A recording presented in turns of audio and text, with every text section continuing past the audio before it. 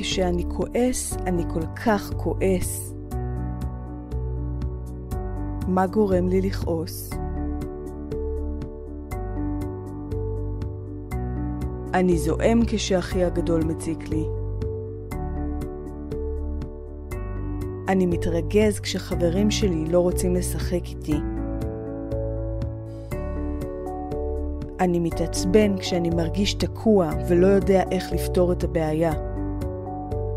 אני כועס כשאני לא מוצא את מה שאני מחפש. מה קורה לנו כשאנו כועסים? כשאני מתרגזת, אני מרגישה את הדם זורם לי בעורקים, ואני מתחילה להזיע. כשאני כועס, אני מרגיש צורך להרביץ למישהו או משהו. כשאני מתרגז, אני מרגיש שאני מאבד שליטה ורוצה לצרוח. כשאני כועסת, אני מאדימה וכואב לי הראש.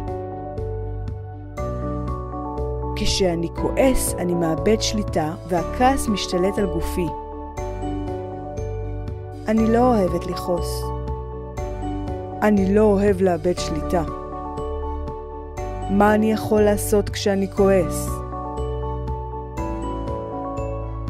כשאני כועסת, אני עוצמת עיניים, לוקחת נשימה עמוקה, ואז מרגישה טוב יותר. אני מרגישה טוב יותר כשאני עוצמת עיניים וסופרת עד 10. לפעמים פשוט לחייך עוזר לי להיות רגוע יותר. מה שעוזר לי להירגע זה לדמיין את השמש זורחת מעל פרחים יפים, פרפרים מתעופפים וקשת צבעונית בשמיים. לפעמים אני מדמיינת את הגורים הכי חמודים בעולם, ואז אני נרגעת.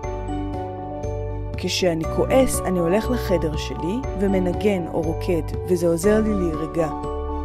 אבא שלי אומר שאם אגיד מה מכעיס אותי בקול רם, אז ארגיש יותר טוב. כשאני כועסת, אני שמה את כל המחשבות הרעות בתוך קופסה דמיונית, ואז אני מרגישה רגועה יותר.